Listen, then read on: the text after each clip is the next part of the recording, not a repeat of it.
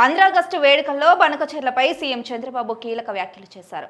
బనకచెర్లతో ఏ రాష్ట్రానికి అన్యాయం జరగదని స్పష్టం చేశారు. బనకచెర్లపై ఎవరు అభ్యంతరం చెప్పాల్సిన అవసరం లేదని, సముద్రంలోకి వృధాగా పోయే నీటినే వాడుకుంటామని అన్నారు.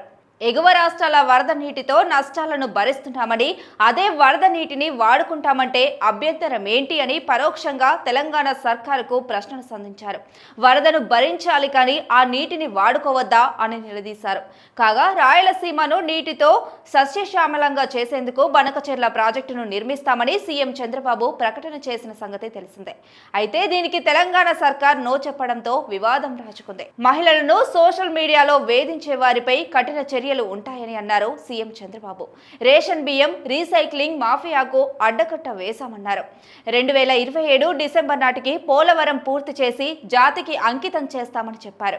రాయలసీమలో సాగునీరు అందించే హెచ్ఎన్ఎస్ఎస్ పై గత ప్రభుత్వం నాటకం ఆడిందని మండిపడ్డారు. తాము అధికారంలోకి రాగానే 3850 క్యూసెక్ల నీటిని విడుదల చేశామన్నారు. వెలిగొండ ప్రాజెక్టుకు ప్రాధాన్యం ఇస్తూ 2026 జూలై నాటికి నీరు ఇస్తామని తెలిపారు. రాయలసీమను సస్యశ్యామలం చేసేందుకు పోలవరం నుంచి బనకచెర్లకు నీరు అందిస్తామని ప్రకటన చేశారు. మిగులు జలాలను వరద నీటిని ఉపయోగించుకుంటామని, వరదను భరించాలి కానీ వాటిని వాడకూడదు అంటే ఎలా అని ప్రశ్నించారు. 785 టీఎంసీ నీళ్లు వివిధ రిజర్వాయర్లలో నిల్వ ఉన్నాయని అన్నారు.